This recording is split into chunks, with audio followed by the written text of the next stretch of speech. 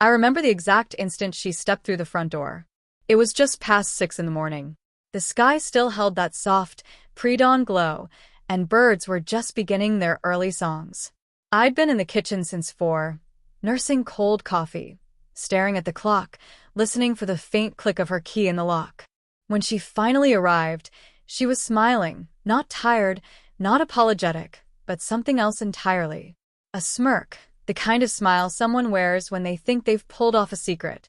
She looked alive. Her makeup was slightly streaked, heels dangling from one hand, hair tousled as if she'd been dancing. Or maybe I already knew the truth.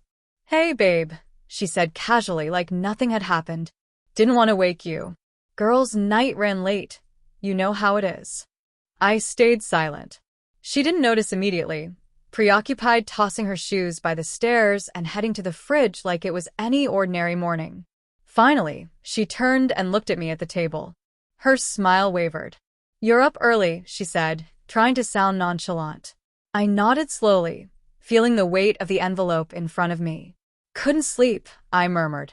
"Too much on my mind." Her eyes flicked toward the envelope, but she didn't ask. She opened the fridge, poured orange juice into a glass, and leaned against the counter. She avoided meeting my gaze, her posture stiff, a subtle tension in her shoulders. I rose, calm, and slid the envelope across the table. She froze. "What's this?" Her voice was tighter now. "Open it," I said. Reluctantly, she lifted it, ripped it open, and pulled out the contents. Photos. High resolution. Taken by a friend who had been at the same bar that night, a friend who sent them without me asking. Her in a short dress, laughing with another man. Leaving together. Heading to a hotel. The sequence needed no further explanation. She stared, silent, her confident facade disappearing. Color drained from her face, replaced by something heavier, shame, maybe fear. I can explain," she whispered, but it sounded hollow. I shook my head. "You already did," I said, quietly, steadily. "With every choice you made last night." She stepped closer, hand reaching out like it could erase the truth. "I was drunk. It meant nothing." I shook my head. "I was home. The whole time. I made dinner. Lit candles. Thought maybe we could fix this. Talk, reconnect." Her eyes filled with tears, but I continued. "I waited until midnight. Then I saw the pictures." She began to tremble. "I didn't mean to." "But you did," I said. "You meant to get dressed up. Meant to flirt. Meant to leave with him. Meant to walk in here smiling like you were proud."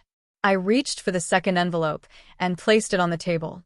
"What's that?" she asked, voice shaking. "Divorce papers," I said. "Signed. Just need yours." Her face went pale. I had made copies of everything, texts, photos, social media proof. It was all there. "I didn't come to fight," I said. "I came to finish this." She reached for the envelope, hands trembling, but didn't open it. She just sat, tears sliding down her cheeks. "I thought you didn't care anymore," she whispered. That hit harder than anything. I said, "That's the worst part. I cared. So much that I let myself believe this was a phase. That maybe if I loved you harder, you'd come back. But now I see, you were already gone." Silence. Her quiet sobs filled the room. I picked up my keys, walked to the door, glanced back once. "You were right about one thing," I said. "This is the last time you'll ever see me cry for you." I left. No slam. No shouting. No scene. Sometimes the final goodbye is the quietest. And that smug little smile she wore that morning? It never returned.